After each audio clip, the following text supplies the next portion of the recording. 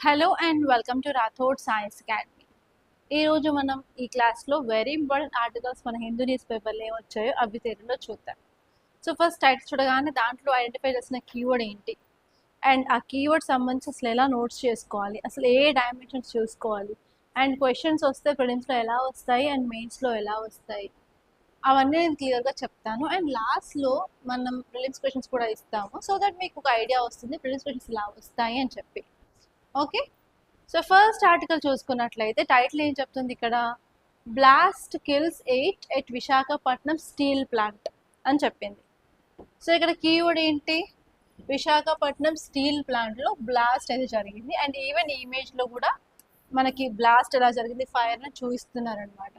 And నిన్న మీరు ఏ news channel చూసినా కూడా, యూట్యూబ్ స్క్రోల్ చేసినా కూడా మేజర్గా హైలైట్ చేసింది ఇదొకటి అండ్ గోవాలో షిప్ యాక్సిడెంట్ అయింది ఆ విషయం ఒకటి, అండ్ విశాఖపట్నం స్టీల్ ప్లాంట్లో జరిగిన ఈ యొక్క అగ్ని ప్రమాదం గురించి ఇచ్చారనమాట. సో ఇక్కడ ఎంతమంది చనిపోయారు అంటే 8 మెంబర్స్ వరకు చనిపోయారు అండ్ చాలా మంది గాయపడ్డారు అని చెప్పారు. సో ఈ టాపిక్ వచ్చేసి మన యూపీఎస్సీ పాయింట్ ఆఫ్ వ్యూలో ఎక్కడ చదువుకుంటాం అని చూసుకున్నట్లయితే డిజాస్టర్ మేనేజ్మెంట్ ఉంటుంది కదా మనకి జిఎస్ పేపర్ 3లో, అక్కడ మనం దీన్ని చూసుకుంటాం. అండ్ డిజాస్టర్ మేనేజ్మెంట్ వచ్చేసి మనకి మెయిన్స్లో మాత్రమే ఉంది అండ్ ప్రిలిమ్స్లో లేదనమాట. అందుకే ఇన్ కేస్ ఈ ఏరియా నుంచి క్వశ్చన్ వచ్చినట్లయితే మనకి మెయిన్స్ బేస్డ్ క్వశ్చనే వస్తుంది, ప్రిలిమ్స్ అయితే ఫస్ట్ షూర్ రాదు. ఓకే, ఇక్కడ చూడాల్సిన విషయాలు ఏంటి అని చూసుకున్నట్లయితే మన టైప్స్ ఆఫ్ డిజాస్టర్స్ అంటే ఏంటి, ఏదైనా ఒక ఇన్సిడెంట్ జరిగి దానివల్ల చాలామంది చనిపోవడం కానీ, మనుషుల ప్రాణాలు కోల్పోవడం కానీ, లేకపోతే మన ప్రాపర్టీ లాస్, ఇండస్ట్రియల్ లాస్ అయితే దాన్ని డిజాస్టర్ అంటారు. ఓకే, ఇందులో మనకి 2 టైప్స్ ఉంటుంది. ఫస్ట్ వచ్చేసి న్యాచురల్ డిజాస్టర్, సెకండ్ వచ్చేసి man made disaster. Natural disaster అంటే న్యాచురల్గా జరిగే, ఫర్ ఎగ్జాంపుల్ ఎర్త్క్వేక్ కానివ్వండి, వాల్కానిక్ ఎరప్షన్స్, ఫ్లడ్స్, సునామీస్ లాంటివి న్యాచురల్గా జరిగితే అవి న్యాచురల్ డిజాస్టర్స్ అని అంటారు. ఇన్ కేస్ ఎక్కడైనా సరే మనిషి ఇన్వాల్వ్ అయ్యి డిజాస్టర్ వచ్చినట్లయితే దాన్ని man made disasters or artificial disaster అంటారు. అండ్ ఇప్పుడు మనం చూసుకునే విశాఖపట్నం స్టీల్ ప్లాంట్లో యాక్సిడెంట్ కూడా మ్యాన్ మేడ్ డిజాస్టర్ కిందే వస్తుంది. సో ఇన్ కేస్ మెయిన్స్లో క్వశ్చన్ అడిగినట్లయితే ఏం అడుగుతారు, ఫస్ట్ వచ్చేసి దానికి ఎందుకు జరిగింది అంటే రీజన్స్ అడుగుతారు, రీజన్స్ తర్వాత దానివల్ల ఇంపాక్ట్ ఏం జరిగింది అని అడుగుతారు, అండ్ మెషర్స్ అడుగుతారు. సో మెషర్స్ ఎప్పుడైనా రాసినప్పుడు మీరు గుర్తుపెట్టుకోండి, అదేంటంటే మీరు బోత్ షార్ట్ టర్మ్ మెషర్స్ రాయాలి అండ్ లాంగ్ టర్మ్ మెషర్స్ రాయాలి.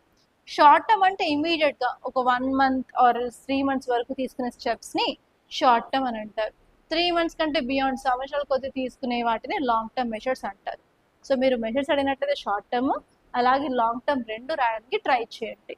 సో ఇప్పుడు ఈ ఇష్యూ చూసుకున్నట్లయితే అసలు ఎందుకు జరిగిందని రీజన్స్ చూసుకున్నట్లయితే ఒక 2-3 రీజన్స్ అయితే చాలా న్యూస్ పేపర్లలో అలాగే న్యూస్ ఛానల్స్లో కూడా హైలైట్ చేస్తారనమాట. సో ఫస్ట్ వచ్చేసి టెక్నికల్ అండ్ మెకానికల్ ఫెయిల్యూర్ అయితే జరిగింది అంటున్నారు. ఏంటి అని టెక్నికల్ ఇష్యూ చూసుకున్నట్లయితే మనం ఇక్కడ స్టీల్ తయారు చేసినప్పుడు చాలా హై హీట్కి అది కాల్చడం, లైక్ హై టెంపరేచర్లో మెయింటైన్ చేయాలి, అప్పుడు అది లిక్విడ్గా ఉంటుంది. దాన్ని ఇలా తీసుకునే ఎక్విప్మెంట్స్ ఉంటాయి అన్నమాట. ఆ ఎక్విప్మెంట్లో ఏంటంటే లైనింగ్ క్రాక్స్ వచ్చేసి అక్కడ నుంచి లీక్ జరిగాయి, అక్కడ నుంచి ఈ యొక్క లిక్విడ్ స్టీల్ అనేది ఇక్కడ స్ప్లిట్ అయితే అయ్యింది అని చెప్పి కొంతమంది అంటున్నారు. అది ఫస్ట్ అనమాట. అండ్ సెకండ్ వచ్చేసి ఏంటి అన్నట్లయితే విశాఖపట్నంకి సంబంధించిన ఫినాన్స్ చూసుకున్నట్లయితే ఆల్రెడీ ఫినాన్షియల్ కన్స్ట్రెయిన్స్లో ఉంది అని చెప్పి గవర్నమెంట్ కూడా డిస్ఇన్వెస్ట్మెంట్ చేయాలని చెప్పి కూడా అనౌన్స్మెంట్లు అయితే కొన్నిసార్లు చేసింది. అంటే ఫినాన్షియల్ కన్స్ట్రెయిన్స్ ఉన్నాయి కాబట్టి వాళ్ళు యూజ్ చేసే రా మెటీరియల్ అనేది క్వాలిటీ లేకుండా sub standard raw material use చేస్తున్నారు అనే ఆరోపణలు కూడా ఉన్నాయన్నమాట. అండ్ నెక్స్ట్ వచ్చేసి మెయింటెనెన్స్, మనం ఎక్విప్మెంట్స్ని మెయింటైన్ చేస్తూ ఉండాలంటే ప్రాపర్గా సర్వీసింగ్లు అవన్నీ చేస్తూ ఉండాలి. సో ఫినాన్షియల్ కన్స్ట్రెయిన్స్ వల్ల వాళ్ళు ప్రాపర్గా సర్వీసింగ్ మెయింటెనెన్స్ కూడా చేయట్లేదు అని ఇంకొంతమంది అంటున్నారు. అండ్ నెక్స్ట్ వచ్చేసి ఆపరేషనల్ అండ్ ప్రొసీజర్ ల్యాబ్సెస్ కూడా ఉన్నాయి. ప్రాపర్గా ఈ యొక్క స్టీల్ని మనం తయారు చేసేటప్పుడు డిఫరెంట్ మెటీరియల్స్ని మిక్స్ చేయాల్సి ఉంటుంది సర్టన్ ప్రపోర్షన్స్లో. ఆ ప్రపోర్షన్ సరిగా మెయింటైన్ చేయకపోవడం వల్ల కూడా రియాక్షన్స్ జరుగుతున్నాయి అని చెప్పి కూడా కొన్ని రీజన్స్ అయితే ఉన్నాయన్నమాట. ఇవి the major reasons behind this accident అని చెప్పొచ్చు. సో ఇప్పుడు షార్ట్ టర్మ్లో ఎలాంటి మెషర్స్ తీసుకోవాలి అండ్ లాంగ్ టర్మ్లో ఎలాంటి మెషర్స్ తీసుకోవాలి. ఫస్ట్ షార్ట్ టర్మ్ చూసుకున్నట్లయితే మనం స్ట్రిక్ట్ క్వాలిటీ కంట్రోల్ అనేది చేయాలి. ఎందుకంటే ఇక్కడ రా మెటీరియల్ సరిగ్గా క్వాలిటీ మెయింటైన్ చేయట్లేదు అన్నారు కాబట్టి ప్రాపర్గా మనం క్వాలిటీ ఆఫ్ రా మెటీరియల్స్ అయితే మెయింటైన్ చేయడానికి ట్రై చేయాలి. అండ్ నెక్స్ట్ వచ్చేసి అక్కడ వర్క్ చేసే వర్కర్స్ లేబర్స్ ఎవరైతే ఉన్నారో వాళ్ళకి ప్రాపర్ ట్రైనింగ్ అనేది ఇవ్వాలి. రెగ్యులర్గా కాంట్రాక్ట్ వర్కర్స్ కానివ్వండి, రెగ్యులర్గా వచ్చే వర్కర్స్ కూడా ట్రైనింగ్ చాలా చాలా ఇంపార్టెంట్. అండ్ నెక్స్ట్ వచ్చేసి మనం ఇన్స్పెక్షన్స్, మన యొక్క ఎక్విప్మెంట్ ఎలా పనిచేస్తుంది ఏంటి అని చెప్పి కూడా ప్రాపర్గా ఇన్స్పెక్షన్స్ అలాగే ఆడిట్స్ అనేది మన కంపెనీలో చేస్తూ ఉండాలి. అండ్ అంతేకాకుండా మనం మెయింటెనెన్స్ షెడ్యూల్ని కూడా మనం రివైజ్ చేసేసి ఎక్కువ నెంబర్ ఆఫ్ సర్వీసెస్ని మనం ప్రొవైడ్ చేయడానికి ట్రై చేయాలి మన ఎక్విప్మెంట్కి. అండ్ అలాగే ఎక్కడైనా సరే హజార్డస్ జోన్స్ ఉన్నాయి, ఇలాంటి యాక్సిడెంట్స్ అయ్యే ఏరియాస్ ఉన్నాయో అక్కడ ప్రాపర్గా ట్రైన్డ్ పర్సన్ని సూపర్విజన్కి పెట్టుకోవాలి అని చెప్పడం జరిగిందనమాట. సో ఇది ఈ యొక్క షార్ట్ టర్మ్ మెజర్స్. అండ్ ఇక్కడ లాంగ్ టర్మ్ మెజర్స్ చూసుకున్నట్లయితే ఫస్ట్ ఏంటి, ఏవైతే ఫినాన్షియల్ అండ్ స్ట్రక్చరల్ ఇష్యూస్ ఉన్నాయో వాటిని మనం అడ్రస్ చేయాలి అన్నట్లయితే ఫస్ట్ ఆఫ్ ఆల్ మనకి బడ్జెట్ మనీ కావాలి. సో మనం ప్రాపర్గా మనీని, బడ్జెట్ని, ఫినాన్సెస్ని మెయింటైన్ చేయాలి అని చెప్పడం జరిగింది. అండ్ అంతేకాకుండా నెక్స్ట్ వచ్చేసి మన స్టీల్ కంపెనీలో, స్టీల్ ప్లాంట్లో ప్రాపర్గా సేఫ్టీ మేనేజ్మెంట్ సిస్టమ్ని కూడా ఎన్ష్యూర్ చేయాలి. అంతేకాకుండా ఇప్పుడు ఏఐని డిఫరెంట్ ఏరియాస్లో యూజ్ చేస్తున్నాం. Why can't we use in this company? మనం ఎక్కడ కూడా ఏఐని యూజ్ చేయొచ్చు, చేసేసి ఎర్లీ వార్నింగ్ సిస్టమ్ని అలర్ట్గా పెట్టుకోవాలి అన్నట్టు చెప్పారు. అండ్ నెక్స్ట్ వచ్చేసి ఒక జాయింట్ సేఫ్టీ కమిటీని కూడా ఎస్టాబ్లిష్ చేసి అందులో డిఫరెంట్ స్టేక్ హోల్డర్స్ని ఇంక్లూడ్ చేసి సేఫ్టీ ప్రొవిజన్స్ ఎలా ఇంప్రూవ్ చేయాలో కూడా దాని మీద కూడా వర్క్ చేయాలి అని చెప్పారనమాట.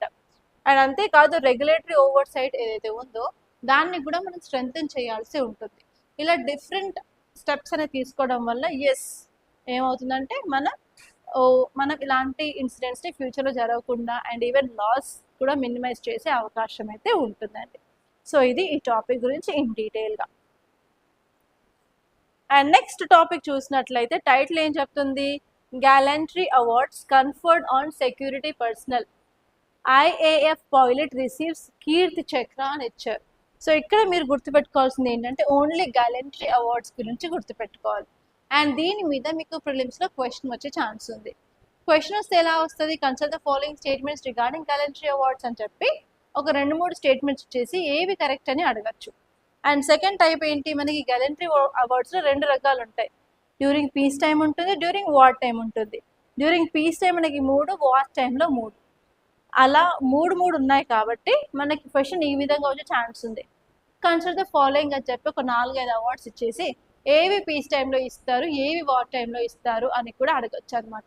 అవి కూడా మీరు గుర్తుపెట్టుకోవాలి. అండ్ నెక్స్ట్ గ్యాలంట్రీ అవార్డ్స్ ఎందుకు ఇస్తారు అసలు అని కూడా మీకు తెలియాలన్నమాట. ఓకే, సో ఇప్పుడు మనం ఈ యొక్క అవార్డ్స్ చూసినట్లయితే మనకి ఇక్కడ పరమ్వీర్ చక్ర, అశోక చక్ర, మహావీర్ చక్ర, కీర్తి చక్ర, వీర చక్ర అండ్ శౌర్య చక్ర సరే డిఫరెంట్గా ఉన్నాయి కదా, ఇవే మన యొక్క గ్యాలంట్రీ అవార్డ్స్ అనమాట. సో డిఫరెన్స్ ఏంటి అన్నట్లయితే మనకి ఇక్కడ లోపల ఇచ్చే స్టార్స్ సింబల్సే డిఫరెన్స్ ఉంటుంది అనమాట, అంతకు మించి ఏమీ ఉంటుంది. సో ఇక్కడ మనం చూసుకున్నట్లయితే ఇలా మీరు ఇన్ని మెడల్స్ గుర్తుపెట్టుకోవాలా ఈ కలర్స్ అంటే అవసరం లేదండి, అసలు అవసరం లేదు ఇలా గుర్తుపెట్టుకోవడం. జస్ట్ మీకు వార్ టైంలో ఇచ్చే అవార్డ్స్ ఏంటి, పీస్ టైంలో ఇచ్చే అవార్డ్స్ ఏంటి చూసుకోవాలి. అండ్ వార్ టైంలో ఇచ్చే హైయెస్ట్ అవార్డ్ ఏంటి, పీస్ టైంలో ఇచ్చిన హైయెస్ట్ అవార్డ్ ఏంటి చూసుకోవాలి. సో అసలు గ్యాలంట్రీ అవార్డ్స్ అని చూసుకున్నట్లయితే అవి ఎవరికి ఇస్తారు అంటే ఎవరైతే బ్రేవరీ అండ్ కరేజ్ మనకు చూపిస్తారో వాళ్ళకి మాత్రమే ఈ గ్యాలంట్రీ అవార్డ్స్ అనేది ఇస్తారు. అండ్ ప్రతి సంవత్సరం మన గవర్నమెంట్ ఆఫ్ ఇండియా 2 సార్లు ఈ అవార్డ్స్ని అనౌన్స్ చేస్తుంది అనమాట. ఫస్ట్ వచ్చేసి ఇండిపెండెన్స్ డే టైంలో అండ్ నెక్స్ట్ వచ్చేసి రిపబ్లిక్ డే టైంలో. మనకి ఇంతకుముందు చెప్పినట్టు గ్యాలంట్రీ అవార్డ్స్ 2 రకాలు కదా. ద ఫేస్ ఆఫ్ ఎనిమీ అంటే మనకి వార్ టైంలో ఇచ్చే అవార్డ్స్ అనమాట. సో వార్లో ఎవరైతే బ్రేవరీని కరేజ్ చూపిస్తారో వాళ్ళకి వస్తున్నాయి. అండ్ ఈవెన్ వార్లో చనిపోయిన వాళ్ళకు కూడా ప్రోస్తస్మస్గా కూడా ఇవి ఇస్తారనమాట. ఓకే, అవి ఏంటి అని చూసుకున్నట్టయితే ఫస్ట్ వచ్చేసి పరమ్వీర్ చక్ర, సెకండ్ వచ్చేసి మహావీర చక్ర అండ్ థర్డ్ వచ్చేసి వీర చక్ర. ఈ 3 మీరు రాసుకోవాలి. అండ్ నెక్స్ట్ పీస్ టైంలో ఇచ్చేవి ఏంటి, అశోక్ చక్ర, కీర్తి చక్ర అండ్ శౌర్య చక్ర అనే అవార్డ్స్ మనకి పీస్ టైంలో ఇవ్వడం జరుగుతుంది అనమాట. ఈ 3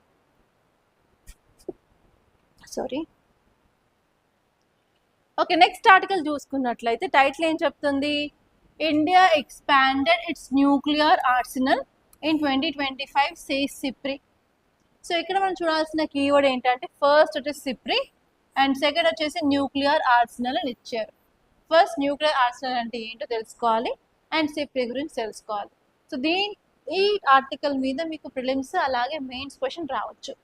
ప్రిలిమ్స్ క్వశ్చన్ ఎలా ఇస్తారు అంటే consider the following statements regarding SIPRI అని చెప్పేసి దాని కింద ఒక 3-4 స్టేట్మెంట్స్ ఇచ్చేసి ఏవి కరెక్ట్ ఏవి ఇన్కరెక్ట్ అని అడుగుతారు. ఆర్ఎల్స్ ఇంకా మెయిన్స్లో క్వశ్చన్ చూసుకున్నట్లయితే రీసెంట్గా సిప్రి రిలీజ్ చేసిన రిపోర్ట్ ప్రకారం ఇండియా యొక్క వార్ హెడ్స్ అనేవి ఎక్స్పాండ్ చేసుకుంటూ వెళ్తుంది. In the light of the statement India ఎందుకు న్యూక్లియర్ ఆర్సెనల్స్ ఇంప్రూవ్ చేసుకుంటుంది, దానివల్ల మనకు వచ్చే అడ్వాంటేజెస్ ఏంటి, అందులో ఉన్న ఛాలెంజెస్ ఏంటి అని అడగచ్చు అనమాట. సో ఇలా మెయిన్స్లో అండ్ ప్రిలిమ్స్లో మీకు ఈ టాపిక్ నుంచి క్వశ్చన్ అయితే రావచ్చు. సో ఇక్కడ మనం ఈ యొక్క కంటెక్స్ట్ చూసుకున్నట్లయితే ఈ ఆర్టికల్ ఏం చెప్తుంది, రీసెంట్గా సిప్రి ఫుల్ ఫామ్ ఏంటి, Stockholm international peace and research institute year book of 2026 release చేసింది. ఆ బుక్లో ఏం చెప్పింది అంటే 2025తో పోలిస్తే ఇండియా 2026లో న్యూక్లియర్ వార్ హెడ్స్ అనేవి ఇంక్రీజ్ చేసింది, నెంబర్ అనేది పెరిగింది అని చెప్పి ఆ యొక్క ఇయర్ బుక్లో చెప్పింది అనమాట. అసలు న్యూక్లియర్ ఆర్సెనల్ అంటే ఏంటో చూసుకున్నట్లయితే ఇది total collection of nuclear weapons, ఆ కంట్రీలో ఉన్న న్యూక్లియర్ వెపన్స్ మొత్తం అలాగే ఆ వెపన్స్ డెలివర్ చేయడానికి యూజ్ చేసే ఎక్విప్మెంట్స్ మొత్తం కలిపితే మనకి న్యూక్లియర్ ఆర్సెనల్ అని అంటారనమాట. ఓకే, సో ఇప్పుడు మన సిప్రి గురించి కొన్ని ఫ్యాక్ట్స్ చూసినట్లయితే సిప్రి అనేది international independent organisation. Okay, and ఇది ఏం చేస్తుంది అంటే రీసెర్చ్ చేస్తుంది. దేని గురించి, ఎక్కడెక్కడ కాన్ఫ్లిక్ట్స్ ఉన్నాయి, ఎక్కడెక్కడ ఎన్ని న్యూక్లియర్ ఆర్మమెంట్స్ ఉన్నాయి, వెపన్స్ ఎలా కంట్రోల్ చేస్తున్నారు, ఆర్మ్స్ కంట్రోల్ ఎలా చేస్తున్నారు, అదంతా కూడా ఉంటుందన్నమాట. అండ్ నెక్స్ట్ వచ్చేసి ఇది ఎక్కడ ఎస్టాబ్లిష్ చేశారంటే 1966లో ఎస్టాబ్లిష్ చేయడం జరిగింది. అండ్ ఈ సిప్రి అనేది డేటా అనేది ప్రొవైడ్ చేస్తుంది అనమాట. అలాగే కంట్రీస్కి రికమెండేషన్స్ కూడా ఇస్తుంది regarding nuclear weapons. And next funding చూసుకున్నట్లయితే దీని యొక్క ఫండింగ్ ఎవరిస్తారు అంటే స్వీడిష్ పార్లమెంట్ దీనికి ఫండింగ్ అనేది ఇస్తుంది అనమాట. సో ఇలా ఈ పాయింట్స్ మీరు గుర్తుపెట్టుకుంటే సరిపోతుంది. అండ్ నెక్స్ట్ ఆర్టికల్ చూసినట్లయితే Nicobar project will enhance maritime security. So మనం ఎన్నోసార్లు మన క్లాస్లో నికోబార్ ప్రాజెక్ట్ గురించి చదువుకున్నాం కదా. సో మళ్ళీ ఒకసారి మీ బ్రీఫ్ ఐడియా కోసం ఇదేంటో చెప్తాను. సో నికోబార్ ప్రాజెక్ట్ అనేది ఇది ఇండియా, ఇక్కడ అండమాన్ అండ్ నికోబార్ ఐలాండ్స్ ఉంటాయి కదా. సో మనకి ఇక్కడ అండమాన్ నికోబార్ ఐలాండ్స్లో ఇక్కడ నికోబార్ ఏరియాలో మనం ఈ గ్రేట్ నికోబార్ డెవలప్మెంట్ ప్రాజెక్ట్ని లాంచ్ చేశాం. అది గవర్నమెంట్ తీసుకొచ్చింది రీసెంట్గా. కాకపోతే చాలా కన్సర్న్స్ ఉన్నాయి. ఆ ప్రాజెక్ట్లో మనం ఏం చేస్తున్నాము అంటే ట్రాన్స్షిప్మెంట్ పోర్ట్ని బిల్డ్ చేస్తున్నాము, అలాగే గ్రీన్ఫీల్డ్ ఎయిర్పోర్ట్ని బిల్డ్ చేస్తున్నాము, టూరిజం కోసం డెవలప్మెంట్ కోసం టౌన్షిప్ని బిల్డ్ చేస్తున్నాము, అండ్ ఇవన్నిటికీ పవర్ సప్లై కోసం గ్యాస్ అండ్ సోలార్ పవర్ ప్లాంట్ని కూడా అక్కడ డెవలప్మెంట్ చేయడం జరుగుతుంది.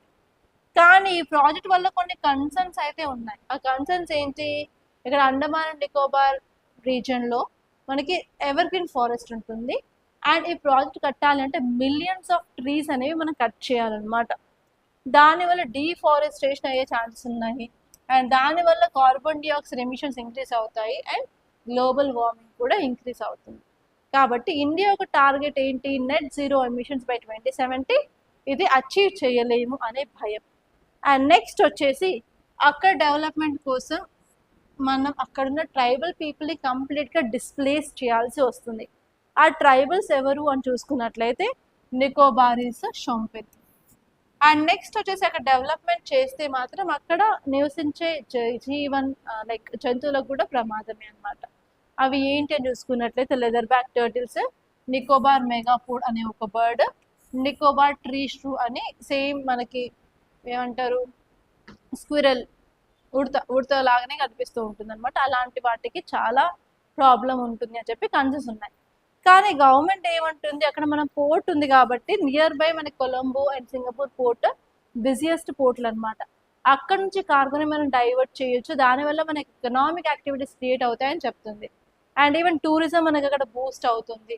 అండ్ దాంతోపాటు అక్కడ మనకి ఇండో పసిఫిక్ రీజియన్తో మనం బార్డర్ షేర్ చేసుకుంటున్నాం కాబట్టి అక్కడ మనం మ్యారిటైమ్ సెక్యూరిటీని మనం ఇంప్రూవ్ చేసుకోవచ్చు, ఇండో పసిఫిక్ రీజియన్లో సేఫ్టీని ఇంక్రీజ్ చేయొచ్చు అని చెప్పి మన గవర్నమెంట్ చెప్తుంది. సో ఇప్పుడు ఈ ఆర్టికల్ చూసుకుంటే కూడా మ్యారిటైమ్ సెక్యూరిటీ అండ్ ఈ యొక్క ప్రాజెక్ట్ గురించి మనకున్న అడ్వాంటేజెస్ని ఇక్కడ చెప్పారనమాట. అవి నేను హైలైట్ చేస్తాను ఇక్కడ. మీరు మీ దగ్గర పేపర్ ఉన్నట్లయితే క్లాస్ అయిపోయాక అవి తీసుకొని రాయొచ్చు, లేకపోతే ఇక్కడే స్క్రీన్ షాట్ తీసుకోండి, క్లాస్ అయిపోయినాక కూడా ఇక్కడ నుంచి నోట్ చేసుకోండి. Okay, so first important point ఏమి ఇచ్చారు ఇక్కడ చూసుకున్నట్లయితే, ఈ ఇనిషియేటివ్ అనేది మన యొక్క మ్యారిటైమ్ సెక్యూరిటీని ఇంప్రూవ్ చేస్తుంది. ఎలా అంటే రీజనల్ కనెక్టివిటీని ఇంప్రూవ్ చేస్తుంది, అండ్ ఇండియా యొక్క ప్రెజెన్స్ కూడా ఇండో పసిఫిక్ రీజన్లో ఇంప్రూవ్ చేస్తుంది అని చెప్పి ఫస్ట్ పాయింట్ చెప్పడం జరిగింది. అండ్ నెక్స్ట్ వచ్చేసి ఇండియా యొక్క డిఫెన్స్ కేపబిలిటీస్ అనేవి ఇండియన్ ఓషన్ రీజన్లో ఇంక్రీజ్ చేయవచ్చు అనే సెకండ్ ఇంపార్టెంట్ పాయింట్ చెప్పింది అనమాట. అండ్ నెక్స్ట్ వచ్చేసి ఇండియా ఫారిన్ కంట్రీస్ మీద డిపెండెన్స్ తగ్గించి మన యొక్క స్ట్రెంగ్త్ని ఇంక్రీజ్ చేసుకోవచ్చు, ఎస్పెషలీ వైటల్ సీ లేన్స్ ఏవైతే ఉన్నాయో వాటి మీద మనం దృష్టి పెట్టచ్చు అన్నట్టయితే చెప్పారనమాట. అండ్ నెక్స్ట్ వచ్చేసి మనం మ్యారిటైమ్ డొమైన్ అవేర్నెస్ని ఇంప్రూవ్ చేయొచ్చు, లాజిస్టిక్ సపోర్ట్ని ఇంప్రూవ్ చేయొచ్చు, ర్యాపిడ్ డిప్లాయ్మెంట్ క్యాపబిలిటీస్ని కూడా ఇంప్రూవ్ చేయొచ్చు, దానివల్ల మనం టూరిజంని ప్రమోట్ చేయొచ్చు అని కూడా చెప్పడం జరిగిందనమాట. అండ్ నెక్స్ట్ ఇంపార్టెంట్ పాయింట్ వచ్చేసి దీనివల్ల లక్షల ఎంప్లాయ్మెంట్స్ డైరెక్ట్గా ఇండైరెక్ట్గా మనం క్రియేట్ చేయవచ్చు, దానివల్ల చాలా ఎకనామిక్ ఆపర్చునిటీస్ అనేవి వస్తాయి అండ్ ఎకనామిక్ బూస్ట్ కూడా అవుతుంది అన్నట్టు ఇక్కడైతే చెప్పడం జరిగింది. ఇవి ఇంపార్టెంట్ అడ్వాంటేజెస్ అన్నమాట. ఒక్కసారి మీరు స్క్రీన్ షాట్ తీసుకొని like you can write this points. Okay, and next article వచ్చేసి ఇక చూడండి, టైటిల్ ఏం చెప్తుంది, government cuts subsidised LPG cylinders under Ujjwala to 4 from 9. ఈ టాపిక్ మాట్లాడే ఇంపార్టెంట్ స్కీమ్ పేరు ఏంటంటే పిఎం ఉజ్వల యోజన అనమాట. సో ఇప్పుడు మీకు ఇలాంటి స్కీమ్స్ న్యూస్లో వచ్చినప్పుడు ప్రిలిమ్స్లో దాని గురించి క్వశ్చన్స్ రావచ్చు.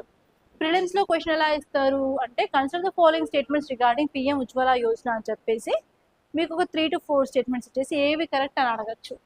అండ్ నెక్స్ట్ మెయిన్స్లో మాత్రం ఈ స్కీమ్ 5 years కంప్లీట్ అయింది, ఆర్ 10 years కంప్లీట్ అయింది కాబట్టి దాని యొక్క ఫీచర్స్ ఏంటి, ఇది చెప్పిన ఆబ్జెక్టివ్స్ని ఎంతవరకు అచీవ్ చేసింది, ఆర్ ఎల్స్ దీంట్లో ఉన్న ఛాలెంజెస్ ఏంటి, మీరు మెజర్స్ సజెస్ట్ చేయాలంటే ఎలాంటి మెజర్స్ సజెస్ట్ చేస్తారు, ఇలా మెయిన్స్లో మీకు క్వశ్చన్ రావచ్చు అనమాట from schemes point of view. కానీ ప్రిలిమ్స్లో మాత్రం ప్రతి సంవత్సరం అట్లీస్ట్ 2 to 3 questions స్కీమ్స్ గురించి వస్తాయి, దట్ ఈస్ 100% అనమాట. సో ఇప్పుడు మనం ఈ స్కీమ్ గురించి చూసుకున్నట్లయితే ఇదేంటి అన్నట్లయితే PM Ujjwala Yojana.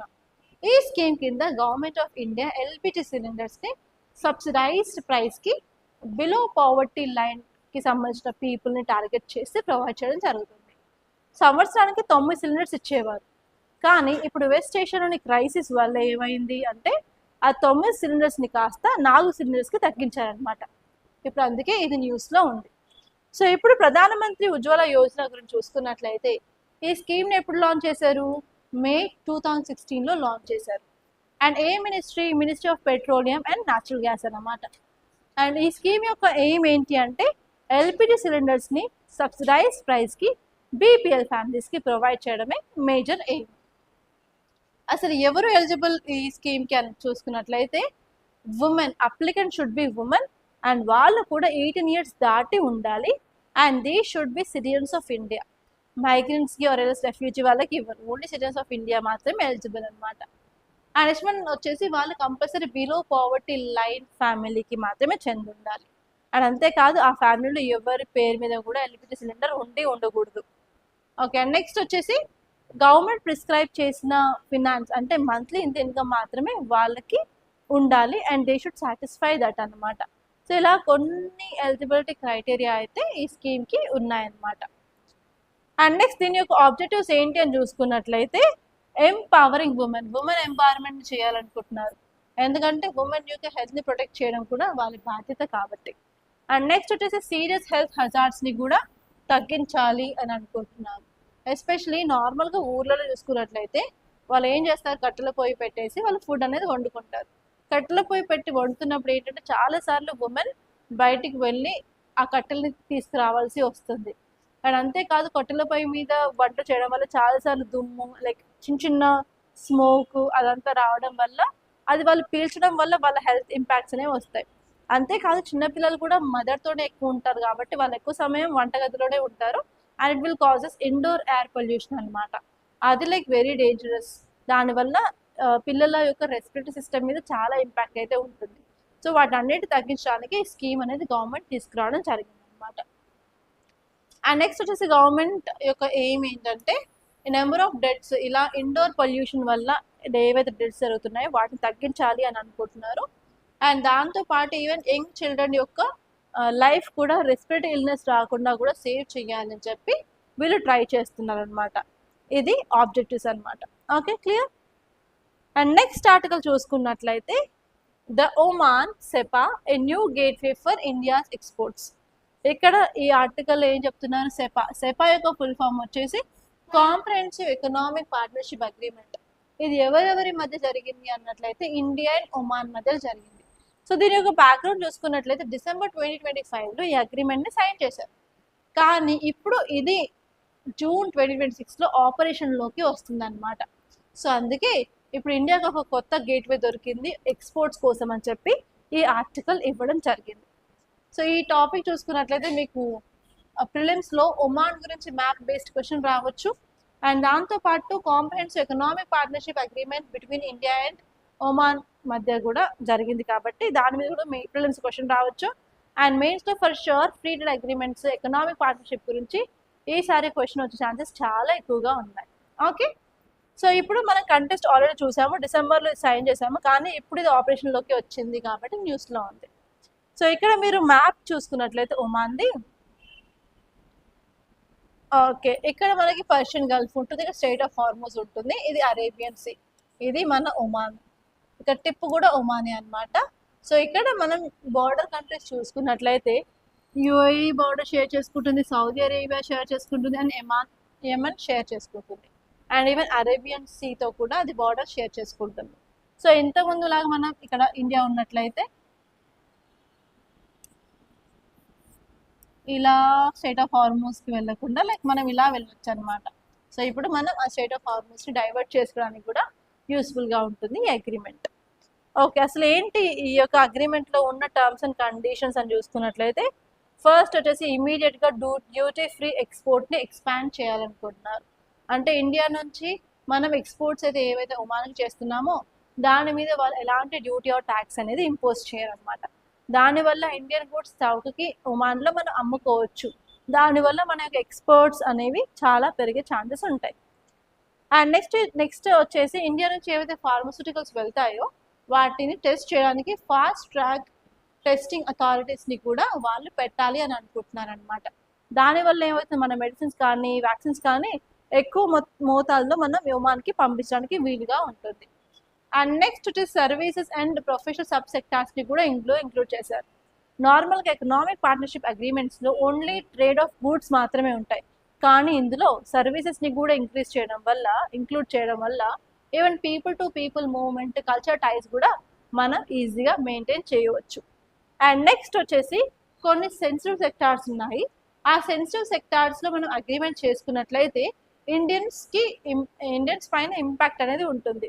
For example dairy products. అలా ఈ యొక్క అగ్రిమెంట్లో కొన్ని సెన్సిటివ్ సెక్టార్స్ని కూడా ఎలిమినేట్ అయితే చేయడం జరిగిందనమాట. అండ్ దీనివల్ల అడ్వాంటేజెస్ ఏంటి, సిగ్నిఫికెన్స్ ఏంటి అని చూసుకున్నట్లయితే ఇప్పుడు స్ట్రెయిట్ ఆఫ్ హార్మోస్ని క్లోజ్ చేశారు మనకు తెలుసు, because of Iran US issue.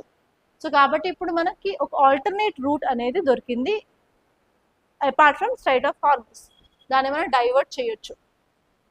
And next వచ్చేసి మన యొక్క ఎక్స్పోర్ట్స్ అనేవి పెరుగుతాయి, especially diamonds, gems, jewellery and textile సెక్టార్స్కి ఒక బెనిఫిట్ అనేది వస్తుంది. అండ్ నెక్స్ట్ వచ్చేసి stronger service and mobility access కూడా మనం ప్రొవైడ్ చేయవచ్చు. అండ్ అంతేకాదు అగ్రికల్చర్ ఎక్స్పోర్ట్స్ని కూడా మనం ఇంక్రీజ్ చేయొచ్చు. అండ్ అంతేకాకుండా ఇప్పుడు మనకి జీసీసీలోకి వెళ్ళడానికి ఆర్ అడుగు పెట్టడానికి ఆర్ ఆ కంట్రీస్తో గుడ్ రిలేషన్షిప్ మెయింటైన్ చేయడానికి ఒమాన్ అనేది హెల్ప్ చేస్తుంది.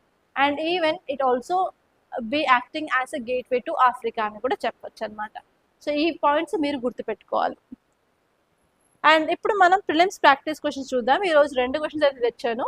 సో ఫస్ట్ వచ్చేసి ఈ పిఎం ఉజ్వల స్కీమ్ గురించి. ఫస్ట్ స్టేట్మెంట్ వచ్చేసి లాంచ్డ్ ఇన్ 2016 అని చెప్పారు. అండ్ నెక్స్ట్ వచ్చేసి స్కీమ్ ఏమేంటి, ఎల్పిజి కనెక్షన్స్ని పువర్ హౌస్ హోల్డ్స్కి ప్రొవైడ్ చేయాలి అని చెప్పారు. అండ్ నెక్స్ట్ మినిస్ట్రీ ఏంటి, ministry of petroleum and natural gas అనేది నోడల్ మినిస్ట్రీ అని చెప్పారు. అండ్ నెక్స్ట్ వచ్చేసి scheme seeks to reduce indoor air pollution caused by traditional cooking fuels. So ఈ 4 స్టేట్మెంట్స్లో ఏవి కరెక్టో కింద ఆప్షన్స్లో కరెక్ట్గా చూసి చెప్పండి. అండ్ నెక్స్ట్ క్వశ్చన్ వచ్చేసి సిప్రి గురించి అండి. ఫస్ట్ స్టేట్మెంట్ వచ్చేసి SIPRI stands for Stockholm International Peace Research Institute, headquarters వచ్చి స్వీడన్లో ఉన్నాయంటున్నారు. అండ్ థర్డ్ వన్ వచ్చేసి it publishes data on military expenditure, arm transfers and security, global security trends. And next వచ్చేసి SIPRI is an organ of United Nations. So కరెక్ట్గా ఇందులో ఏ statements correct, ఏ statements ఇన్కరెక్టో కరెక్ట్ ఆప్షన్స్ చూసి కింద answer అయితే కమెంట్ చేయండి. That's all guys. By this I'm concluding. Thank you so much for watching. And మీ కనుక ఈ క్లాస్ నచ్చినట్లయితే please to like and share. And మన దగ్గర ఈరోజు కూడా డెమో క్లాస్ ఫర్ పాలిటీ అయితే నడుస్తుంది. సో టైమింగ్స్ వచ్చేసి 2:30 to 5:30. అండ్ మీరు కనుక ఆన్లైన్ అటెండ్ అవ్వాలి అనుకున్నట్లయితే రాథోడ్స్ ఐఎస్ యాప్ డౌన్లోడ్ చేసుకోండి. And if you want to attend online offline you can come to our institute అండి. అండ్ మీకు కనుక ఈ కోర్స్ని సబ్స్క్రైబ్ చేసుకోవాలనుకున్నట్లయితే or else if you have any queries or if you want to know more details, please to contact us on this number 8074765513. I wish you all the best. Thank you so much guys.